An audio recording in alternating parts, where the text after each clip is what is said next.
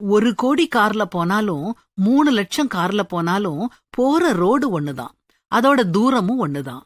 5 star ஹோட்டல்ல சாப்பிட்டாலும் ரோட்டோர கடையில சாப்பிட்டாலும் பசி அடங்கத்தான் செய்யும், வயிறு நிரம்பத்தான் செய்யும்.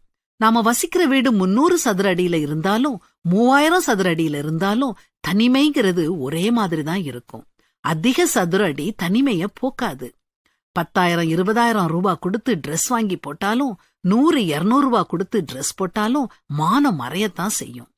விமானத்துல பிசினஸ் கிளாஸ்ல போனாலும் எக்கனாமிக் கிளாஸ்ல போனாலும் விமானம் கீழே இறங்கும் போது எல்லாரும் ஒண்ணு போலத்தான் இறங்குவாங்க.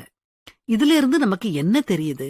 உண்மையான சந்தோஷம் பணத்துல இல்ல, பணத்தால கிடைக்கும் ஆடம்பரத்திலையும் இல்ல. அப்புறம் எதுலதாங்க மகிழ்ச்சி இருக்குது? நிறைய நண்பர்களை வச்சுக்கோங்க. நேரம் கிடைக்கும் போதெல்லாம் அவங்களோட பேசுங்க. உறவுகளோட சந்தோஷமா நேரத்தை செலவழியுங்க. அண்ணன், தம்பி, அக்கா, தங்கைன்னு எல்லாரோடையும் அவங்க குடும்பங்களோடையும் உறவு கொண்டாடி மகிழுங்க. கணவன், மனைவி, குழந்தைகளோட அதிக நேரம் மனம் விட்டு பேசுங்க. வாய் விட்டு சிரியுங்க. அவங்க பேசுறத காது கொடுத்து கேளுங்க. உங்க மனம் முழுசும் சந்தோஷம் பொங்கி வழியும்.